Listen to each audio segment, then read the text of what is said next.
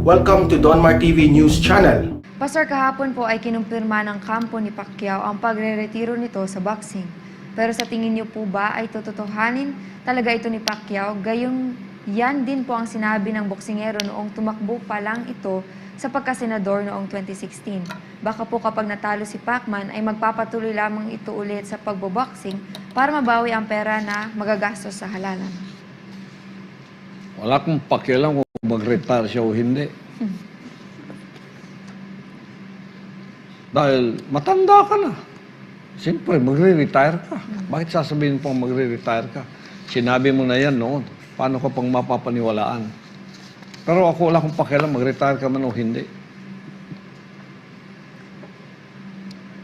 Kung boksingero ka lang, may kagat yung sinabi mo, magre-retire na ako tulad ni Mayweather. Oo, maganda yun. Pero pinaghalo mo senador, pagkatapos boksingero, senador, boksingero, senador, boksingero, boksingero, senador. Wala akong bilib talaga sa iyo. Pumasok ka sa politika na hindi mo naman kinakaya. Wala akong bilib. Wala na akong paniniwalaan sa mga sinasabi mo. Wala akong paniniwalaan sa sinasabi ni boxer. Wala akong paniniwalaan sa sinasabi. Magre-retire ako. Kaya mo sinabi, 2015. Tapos sasabihin mo na naman ngayon. Hindi mo na panindigan yung sinabi mo noon. Pagkatapos sasabihin mo na naman ngayon. Ikaw at dalawang baksidor ang nagkarap Itong Manny Pacquiao na to at itong Manny Pacquiao 2015, magharap kayo. Kayong magboxing, kayong dalawa ng salita mo. Kasi walang mapanghahawakan sa sinasabi mo. Pag sinuri ka naman sa sinasabi mo, magdidemanda, imbes sasagot. Pero, ganun pa man, ang debate kong hamon sa iyo nananatili. Kung tunay kang lalaki at kumakandidato ka para mataas na posisyon, bago pa yung presidential, magharap ka muna, humarap ka muna sa akin. Dami kong tanong sa iyo na dapat mong sagutin.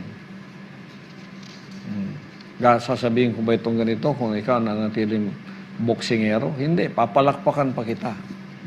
In fact, ang tawag sa iyo, pambansang kamao. Ngayon, pumasok ka sa politika na wala ka namang alam at involved kami lahat sa sinasabi mo. Ikaw ang pambansang di kamao.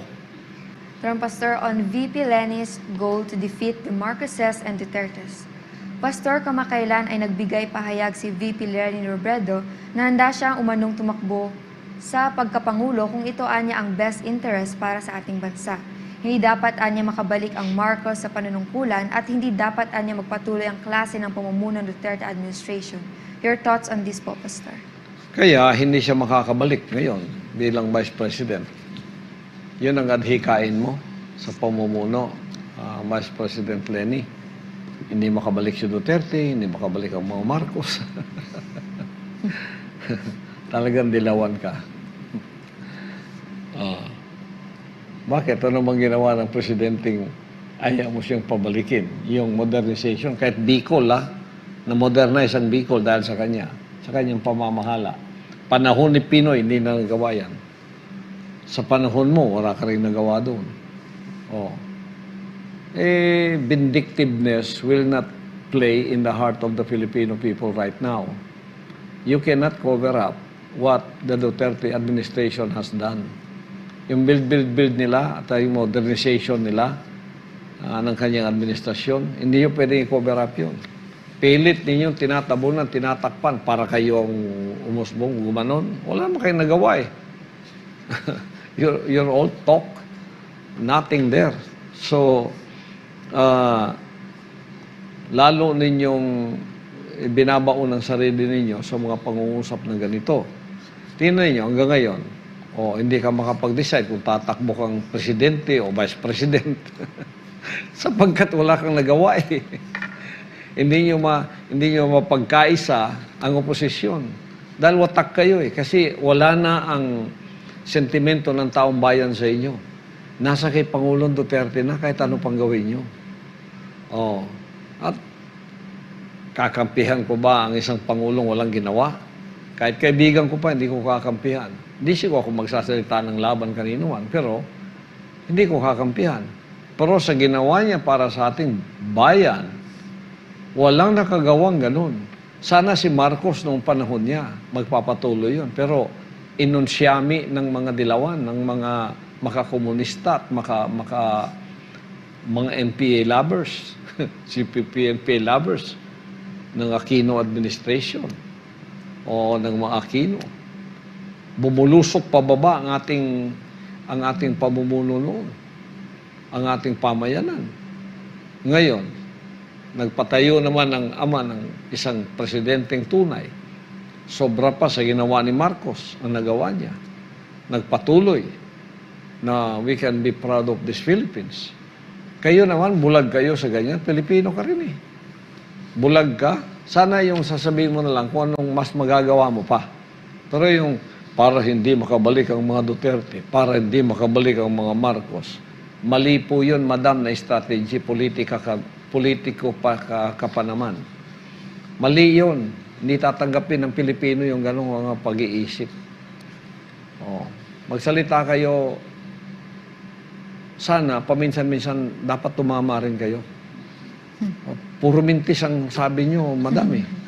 Puro, kung target pa ito, puro dito lahat. Walang tama sa gitna. Sorry. Mali po kayo. I just heard the final bell. Tapos na ang boxing. Maraming salamat po sa inyong lahat. Sa isang recorded video, emosyonal na inanunsyo ni Senator Manny Pacquiao ang kanyang pagreretiro sa larangan ng boxing. Sa kanyang talumpati, nagpasalamat si Pacquiao sa kanyang pamilya at lahat ng mga tumulong at nakasama niya sa ilang dekadang karera sa boxing. Nagpasalamat din ito sa lahat ng kanyang fans sa buong mundo. As I hang up my boxing gloves, I would like to thank the whole world, especially the Filipino people, for supporting Manny Pacquiao. Goodbye, boxing. Nagpaabot naman ng mensahe ng pagpupugay ang kanyang mga kasamahan sa Senado. Para kina Senators Ralph Recto at Vicente Soto III, isang inspirasyon sa marami si Pacman. Mananatili rin anyang greatest boxer of all time at Filipino pride ng Gensan, ang boxing champ.